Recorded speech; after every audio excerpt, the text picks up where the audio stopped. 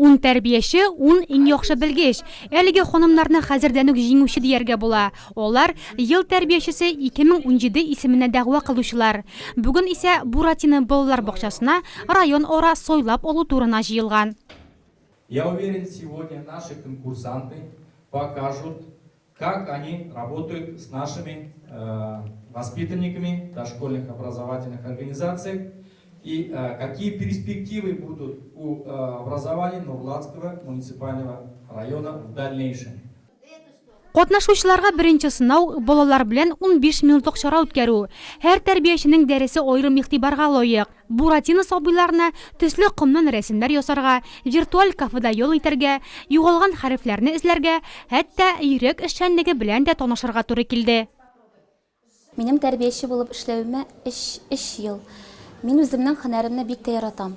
Бүгенге конкурста да үземне сынап карау өчен катнашырга алындым. Мин үз һөнәремне бик яратам. Көне буе безгә балалар белән эшләгәндә нинди генә рольләрдә керергә туры килми. Без эт булып тәрәбез, мәче булып та мияулыйбыз, еласалар юатабыз, килдерәбез, көләбез алар белән бергә уйныйбыз.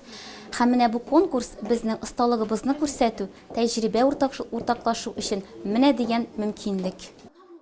Конкурсның икенче шарты иҗади презентация. Ул балалар белән күрсәтелгән педагогик чарага бәйле.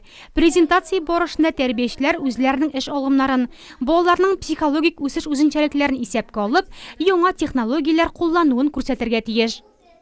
Минем өчен бу конкурста катнашу бик зур дәрәҗә. Мин Алтын балык садигыннан килдем. Минем тәрбияче булып эшләү стажым 19 ел. Әлбәттә, без күп әзерләндек.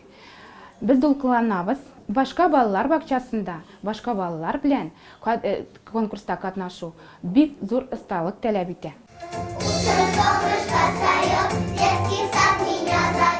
Конкурс нәтиҗәләреннән чыгып эш җиңүченең исеме билгеле булды. Беренче урын Чишмәкәй балалар бакчасы логопеды Анастасия Ильинага, икенче һәм өченче урыннарны Комар Батырдан Рәзилә Шәйхетдинова һәм Алтын балык бакчасыннан Гөлназ Хакимова бүлеште. Тиздән алар зона ара сойлап алу турында Нурлат данын яклаячак.